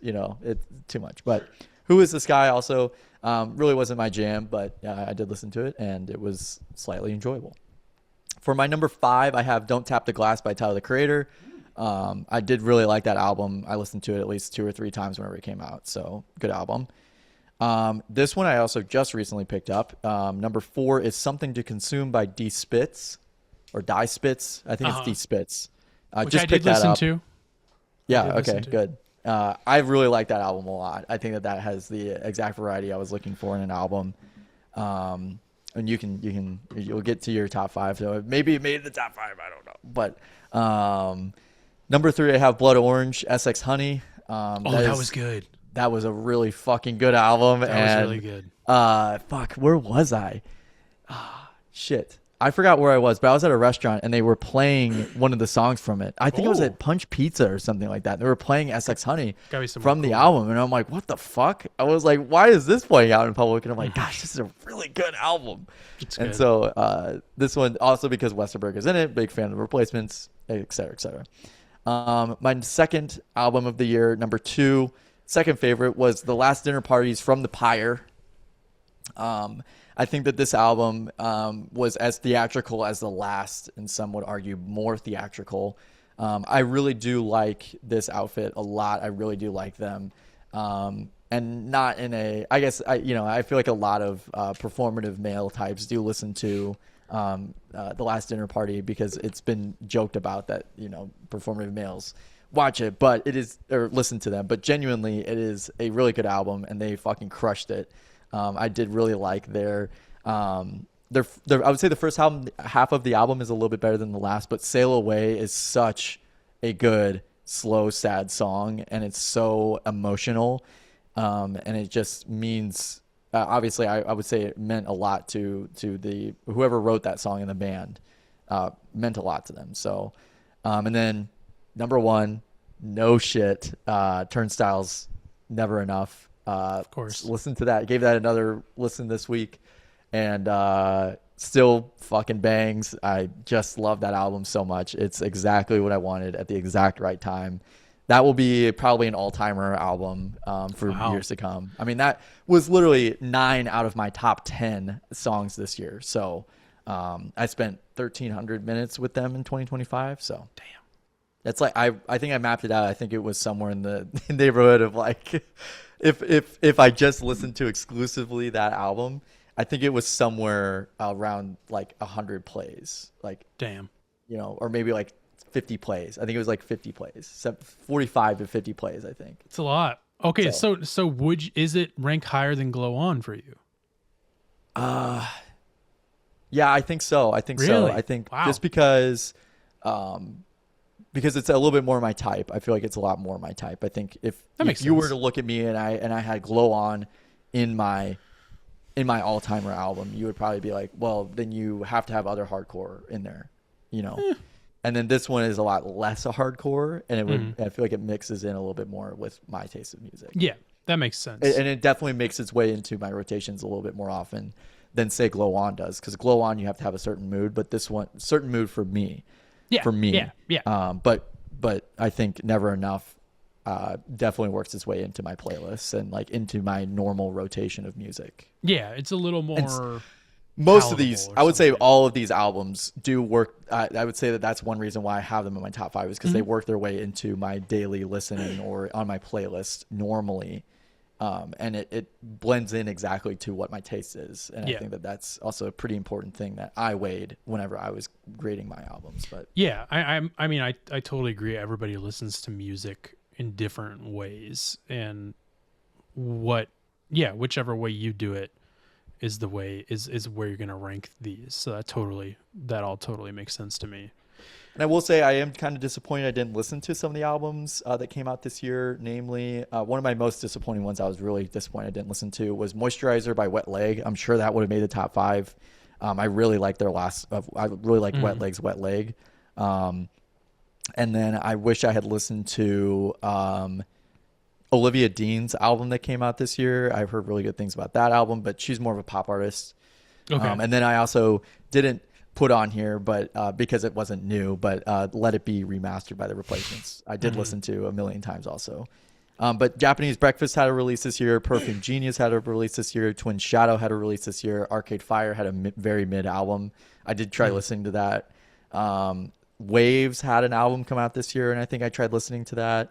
And then Deftones, disappointed I didn't listen to that. And then Ethel Cain didn't listen to that. I'm really disappointed. So I listened. either one of those albums, they had 2. So Yeah, I listened to one of Ethel Cain's new albums, and then I did listen to Japanese Breakfast's new album.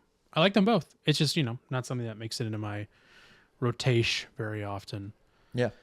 I do wish I should have I was thinking about this yesterday. I should have revisited Never Enough this week. Spoiler alert, it's not on my list. Wow.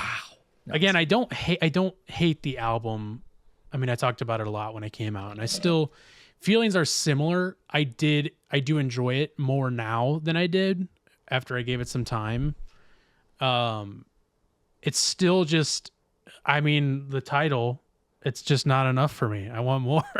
I wanted more. I wanted more than what we got on Glow On, and I felt like, I don't want to say it backtracked, but I think it went in a different direction that to me felt like a little bit of a downgrade that I was a little bummed about. But that's just me, and everybody else fucking loves it. So do not listen to me, Turnstile. I don't know why you would. Not I saying mean, they you could ever obviously would, always but- go harder. I think that's always kind of my opinion of Turnstile. I think they could definitely go harder, and I bet they I've will heard too. people emulate their sound very, very easily, and that's my issue with it. Also, Yeah. I would say one issue I have is that it's a very emulatable album. But it's their own, could- and it's it is original. their own. It doesn't feel It like is. anything else, which is Right. fucking awesome. I think that's a fucking super talented crop of musicians right there. Okay, I'm gonna go through. I have a top 10. I'll try and keep them quick. I don't have any honorable mentions because I didn't have time for that, and I just wanted to make sure I nailed this top 10, and I felt good about it because there's almost one album I forgot about. Starting at number 10, this was like the first album I heard this year, and I might have even heard it last year, like end of last year, if I'm not mistaken. Because I think, so it's Bartees Strange Horror, which came out in February on Valentine's Day. We were supposed to have Bartees on Office Hours. That's right, yeah. I think I may have talked about this, and I don't know, we probably mentioned on the show. He was going to be like the first guest after we came back after the break, and then the wildfires happened, so that didn't happen. So we're still trying to find time to get him on the show. But I got to hear this album a little bit early because they like send out the production company or managers will sometimes send out like, hey, if you like, use this link and you can go listen to the album. And so I heard it then, and then when it came out is when I started listening to it more, and I was like, man, this album's so good. Different genres, like there's like a dance song that's so good, and then there's like some acoustic stuff. It's just a beautiful album that I think everybody should listen to. That's great. Number 10. Number 9, speaking of office hours again, goes to Horror and their album Tomorrow We Escape. Horror was on office hours during the summer. I got to be technical director for that episode, so I was doing the camera stuff and the lighting, and then I also got to make a cool edit from their performance. And even before then, I was listening to that album nonstop on repeat, and even after that, because I just loved it so much. Again, another one that like spans different genres, mostly like hip hop and hardcore metalcore stuff. It's so good though. I love that album. That album was super meaningful to me this year. Number 8, this is the album I almost forgot about, which is Chevelle's new album, Bride is Blasphemy. This one was like, it showed up as like new releases on my phone for like a couple weeks, and I was like, yeah, I'll listen to it. Like if I'm bored, I'll listen to it. And then I put it on, and the first song, Pale Horses, like just blew me away. And I was like, wait a minute. Like, and I like Chevelle. Like I have no problem saying that. I like Red or whatever that song is called. I like all those classics that came out like some 20 butt years rock. ago. It's not butt rock. It's like, it's on the edge of butt rock, but I would not consider them to be butt rock. But man, yeah, this album like blew me away, and I was listening to it yesterday and today, and like it's still a great album, and I'm glad I didn't forget about it. Number 7 goes to Spite, New World Killer. Definitely my favorite hardcore, probably more like deathcore album this year. I think my favorite heavy album this year. It is so heavy and nasty. It's such a good, and I'm sorry to say this, it's such a good gym album. Like it's so good and so heavy. It could probably rank higher, but on these re-listens, I felt like comfortable putting it in number 7. Great album. Number 6 goes to Thornhill, their album Bodies. Really, really, really solid album. I didn't like it as much when it first came out. Then I saw them live and heard a lot of those songs live, and then re-listened to it again since. And I was like, this album is really good. Another one that's like a Turnstile, where it's like their own sound. They're doing their own thing. I can't even really like categorize it, because it's truly different and very cool and great album. Number 5 goes to La Dispute and their album No One Was Driving the Car. So La Dispute released I like... forgot this one came out. Yeah, they released like 4 EPs that had all of these tracks on them, and then just like randomly released the album that had all those tracks that were on those EPs, which I was like, thank God, because I was like, if they're only EPs, I can't put them on my fucking list this year.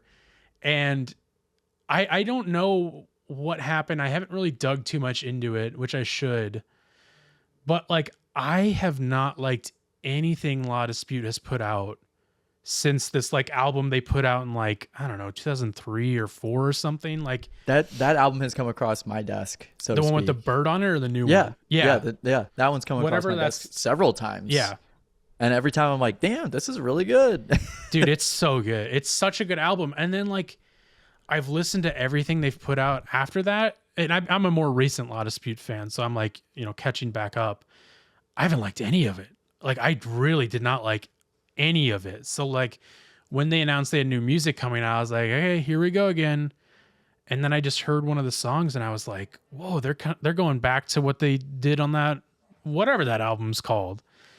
And sure enough, like they're fucking solid songs, and there's like, yeah, it's just really good. Again, another one that's hard to explain, but really good, like emo There's some screaming in it. I think that's at my place if you're hearing dogs. Yeah, it's just a great album. They're always big into like all of their songs are like telling stories in a way, which is cool. A lot about God on this album. Like most of the songs are talking about going to church and stuff, which I'm kind of confused by, and again why I need to dig into it a little bit more, but very, very, very good album. Number 4, I don't even know if I ever recommended this year, but I could not stop listening to it. Maybe I did. And that's by the band Thousand Below and their album Buried in Jade, a band I never heard of until this year. Maybe. Yeah, I think I did. Yeah, it just kind of came out of nowhere. I don't even know why I started. I think I saw the album cover and I was like, oh, that looks like something I would listen to. And then, yeah, sure enough, again, another one that's like a kind of genre spanning, mostly metalcore. I really like the album. It kind of feels like they're doing something. It sounds like an album that would have came out in like 2013, 2014. Like it's very emo. There's like random slow songs put on there. I don't know what it was and why it hit me in such a way, but I could not stop listening to it, and even listening to it, today and the past few days, I still really like it a lot. It feels very inspired by a lot of things, though, I will say. Like, I really like it, and I know why I really like it, and that's because I've heard songs like these before. So it doesn't feel super original, and I hate to say that. It's still, my top 4 album of the year. But it does feel like, okay, sounds like this band. This sounds like this other band. Okay, I see where they got this idea. It didn't feel like a whole new thing, but I still really liked it because it's what I wanted to hear. So they get the number 4 spot.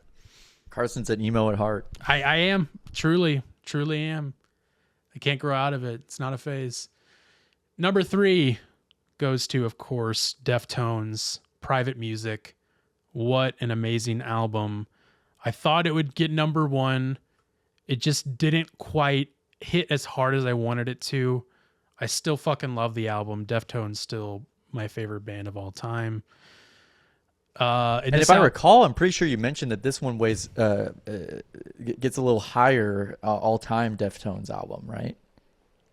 What do you mean? Like if you were to rank all the Deftones albums themselves, would this rank higher in that rank or? No. Okay. I don't think it would. I think I maybe we're thinking of the 2021 album, the one with the owl on it. The one with that one.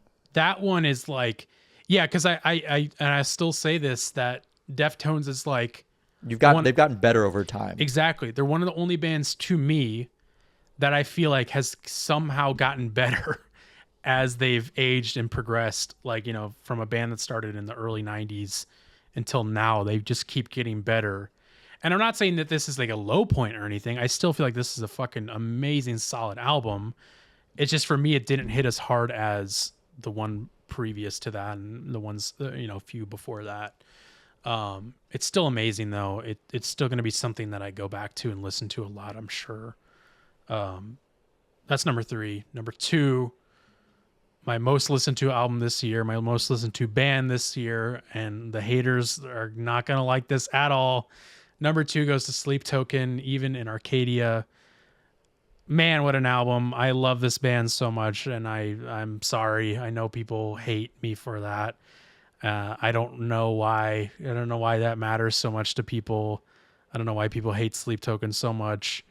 Man, I love this album. It's probably not even close to being my favorite Sleep Token album, but what the I really fuck? loved it a lot. What? Sorry, I just realized something. Go ahead. Okay. Is it something we can talk about, or are we off the show? No, we can talk about it. Okay. I totally forgot Ghost released an album this year. Oh, Ghost did release an album. That's Ghost right. released Lacrima on a similar note, or not Lacrima. Yeah, on a similar bands that are hated. Similar, that's what made me think of it. Yeah. Skeleton. They Okay. released Skeleton in April, and I fucking love that album. So I'll have to rearrange so I can move. This is what happens. This is what happens when we're talking about music. I can definitely put that at number 4. There we And I'll go. move Don't Tap the Glass to an honorable mention. There we go. That's how it happens. But yeah. number 2. Yeah, number 2, Even Arcadia, Sleep Token. I listened to this album. I mean, obviously I listened to this album so much. It was like if you looked at my YouTube Music Wrapped, you would think that was all I listened to, because it kind of was. And I still listen to it. I still love it. Great album. Number 1. Now, when this album came out and the first few times I listened to it, I felt pretty confident that this would be number 1. And you probably didn't even see this one coming, Gavin, because I don't think I talked about it that much. That goes to Deaf Heaven, their album "Lonely People with Power." Holy shit, this fucking I think album. you talked about that. I think you did talk about that, but you didn't praise it as much as nearly as Sleep Token. Yeah, I don't know why I didn't. And I hate you for it. Because, I hate myself for it. I love this album. This album is front to back perfect to me. No skips. Deaf Heaven, very much. Here we go with the terms again. Maybe like a deathcore, like very fast blast beat music, very loud. I wouldn't say very heavy, definitely heavy, but just like very quick, like fast. That's something I realized this year is I really like fast paced metal, hardcore stuff. Like I'll talk about it in a second, because I do have one honorable mention. But I really like that fast-paced sound. And Deaf Heaven, less so than they used to, does a little bit of like some shoegaze droning sounds and stuff like that. This is an album that I really have a hard time describing why I love it so much, because it really is like unlike anything I've ever heard. But it's so good. It's just it's one of those that you do, I feel like, have to put on starting with the first track and listen through. Like there's ones you can pick out, but it's like, that's the way you should listen to it. And also I will say my favorite album cover of the year for sure. And then I heard a story about it too, from someone in like the comments section of an Anthony Fantano post, that I was like, oh, I didn't know that. 'Cause someone was like, I think Anthony Fantano made this post. He was like, the Grammys need to make an award for best album cover. And one of them was Deaf Heaven's album cover. And I was like, that's my favorite album cover of the year. I totally agree. Yeah, that's number 1. That's my top 10. My real quick honorable mention that you made me think of when you said Let It Be Remastered was this band Frontierer. That was another band I either discovered like early this year or late last year, or came back to. I think I'd heard of them before. They did a redo of their 2014 album Orange Mathematics, which I think is on my list of favorite albums of all time. It's like Deaf Heaven. It's the fastest, crazy, like bonkers metal core metal whatever I've ever heard. Like it's so, you got to hear one. I'm going to play you a song after this, Gavin, and I've probably played it to you before, but it's like, it's fucking nuts. And I love it so much, but that's my only honorable mention, 'cause you made me think of it. I scoffed at this, but the Deaf Heaven album is 12 songs and it's 1 hour long. Yep. That's like the opposite end of the spectrum of what I'm used to listening to. I'm used to like 30 to 40 minute long albums. That's my other thing too. I love a long album. I love a long album. Literally, there are albums that I did not put on my list because they were too short. Wow. Like truly, like I've had problems with albums like that in the past where I'm like, this is way too quick. Like you need to put more songs on here or something. So that's it. That's it for albums. Now our year in review is over. We're done with 2025. We're sick of it.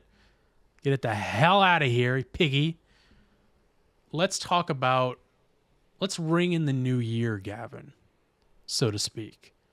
And I only know a little bit about this, and I want you to just take it over. So we got 2 quick stories we're going to go over, and then we'll get out of your hair because we're almost 2 hours in, but we're back. We're just excited to be back. So Trump had a New Year's Eve party at Mar-a-Lago. Of course. And everybody was there. Everybody was there. And they had caviar, and they had. I didn't open this link up until just now. It's pretty good. It had it all. It had Ice Ice Baby.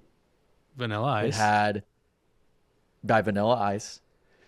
It had Teenage Mutant Ninja Turtles. Of course. Kristi Noem. Of course. Stephen Miller was there. Oh, I love Stephen Miller. Rudy Giuliani was there.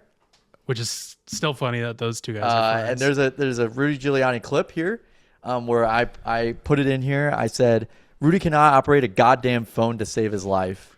No. So here's a clip where he is, I believe, trying to film the Ice Ice Baby performance on stage. Okay, which we are going to watch after this. Yes.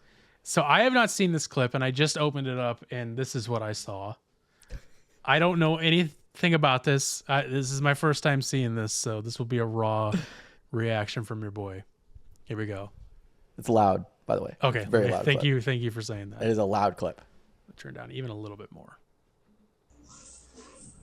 I am now live, it says, and you see me. However, what I'd like to do now is I'd like to show you some of the very nice parts. It's an honor to be with the GOAT, the greatest president of all time.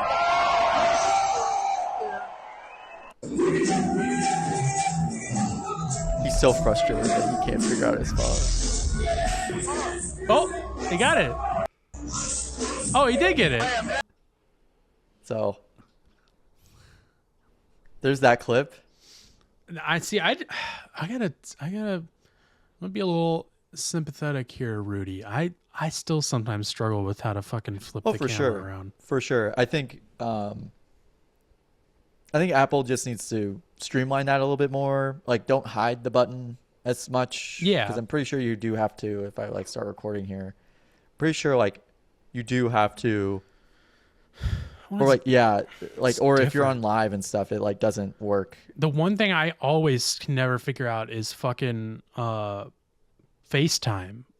I don't FaceTime often, and when I do, I'm like, I don't. It sucks that you like have to tap in, and then you have to flip the camera. It's the whole thing. It's confusing, and when you're an inept old man, it's even worse. It's even worse. Even I would say Facebook probably has their streaming service or whatever fucking site he was trying to stream onto or whatever. But yeah, next clip here is Kristi Noem and Stephen Miller enjoying Ice Ice Baby performance.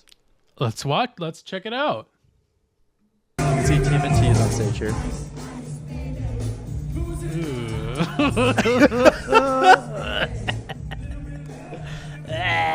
Ugh. I gotta watch this. I gotta look at Steven one more time. Such a lizard. Looking good, man. Looking smooth there, Steven. Looking real smooth. So people also realize that the Ice Ice Baby is also supposed to be like ice. Yes. The enforcement agency. So again, we live in a hellscape of a government, and there is nothing that we can do about it, and it frustrates me to no end. It's they're so dull. They cannot think through anything before they do it. The optics are awful. The thought processes do not exist. Yeah. It's literally the most reactionary government I think I have ever seen in my life. Yeah. Up to this point. I mean, it feels like he's the king in the castle, and here's all the servants, and they actually did have like servants serving things at Mar-a-Lago. Of course, but they had it like it just felt so out of touch, and it's so bad right now. The vibes are really wrong, and they're trying to bring back Elon Musk this year. Oh, good. For some fucking reason. Because it's money. Yeah. And so this party was very ill-conceived, obviously, because they don't do anything that's any well-conceived. They don't even do Immaculate Conception well. So yeah, that happened. So to that start happened. off the year. Yeah, it was a what a way to ring in the new year with all of our good friends. But so on a lighter note, for our final story of the year, or of the episode, I guess it was of the year. Yeah, I think this was of 2025. I think this happened in 2025. I think it happened like earlier this week. So this is a stunt gone wrong at Disney World in Florida. And so I'm, Carson, I'm sure you've seen the clip at least once, but to our audience, I would like to see if you can try and pause it. Yes. Before we see anything happen with this, this clip. We're gonna play a little game. Do they A, try to shoot it? Do they B, bring in a car to hit it, like a dumpster or something to catch it, a net? Or C, a guy steps in to try and stop it?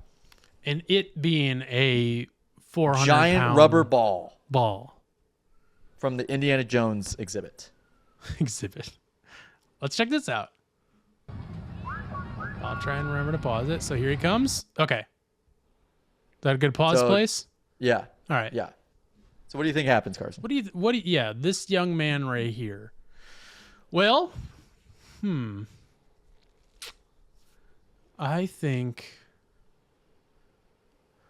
Was there? You'd be right. Was there? Oh, okay. Was there an option where he just doesn't do anything and he just comes out there? Oh yeah, I guess D does a guy try to stop it and he fails and it kills people in the audience. That would be what I would say. Yeah. Okay. So let's find out. Down he goes. There's another clip where it's like really close. I have seen that one, and that is one of the crazy. That is that I could not believe that somebody actually stopped that ball. Yes, I actually couldn't believe that. Whenever I saw that, I was like, "Whoa!" And truly, what he's doing, I mean, he put himself on the line because that is a 400-pound rubber ball that definitely would have launched into the audience, and he was like, "Nothing I can do. I have to get in the way of this," and he did. And I'm pretty sure he got hurt kind of bad. Yeah, I'm pretty sure he went to the hospital, but I think he's doing okay. Yeah, I mean, it looked like a hard slam, but it didn't look like anything life-threatening. Right. So hopefully that guy is okay. I hope Disney gives him $1 billion raise. Dude, he better fucking sue them. Get that fucking money, brother. Please.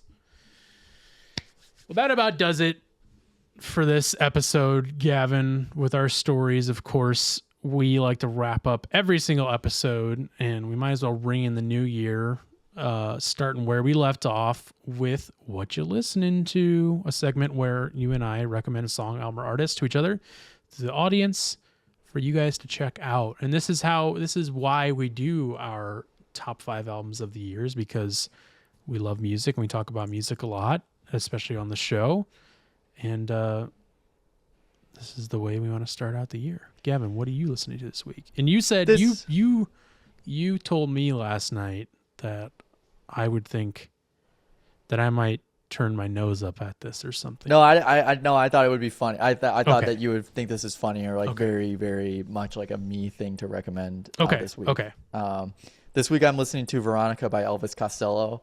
Okay. I'm sure you've heard this song before, but it's been stuck in my goddamn head all fucking week. I listened to it I was walking out of a store or something and it was playing on the radio and I was like, what? I'm like, what song is that? I'm like, oh my God, it's Veronica by Elvis Costello. And I was like, no. I'm sure I've heard it. It's stuck in my head. Yeah. There's a lot in that pretty little head of hers that goes on, what goes on at that place in the dark. I'd have to hear it. It's not ringing any bells. It's really good, but I couldn't stop listening to Elvis Costello this week because of it. So I listened to a lot of Elvis Costello songs, but this week I'm listening to Veronica. There you go.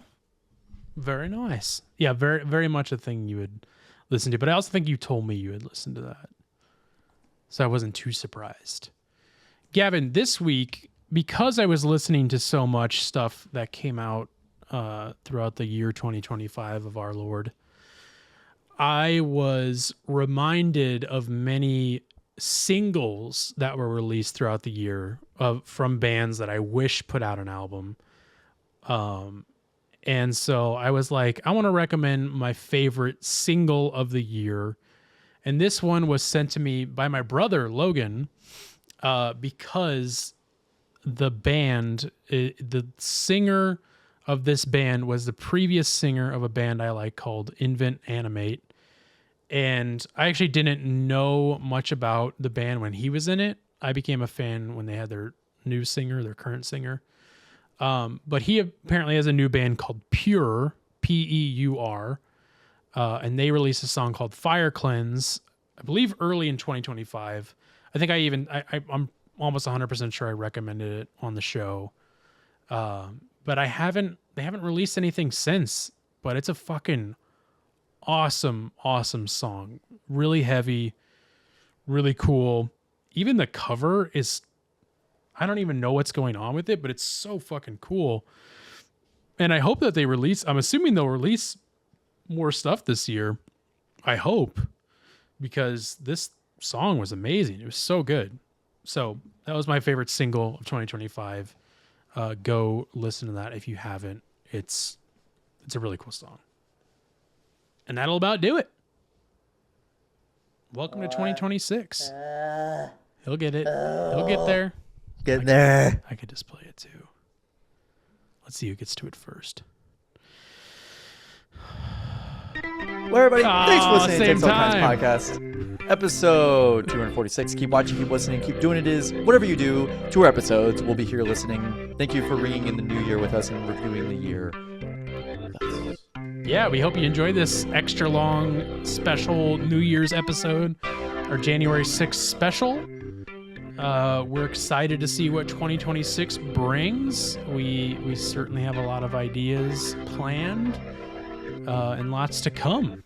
So we hope you guys are excited to be on the ride with us, because we're not taking a break for a while, baby. We're going to keep doing this for a long time. So enjoy. And we'll see you guys next week.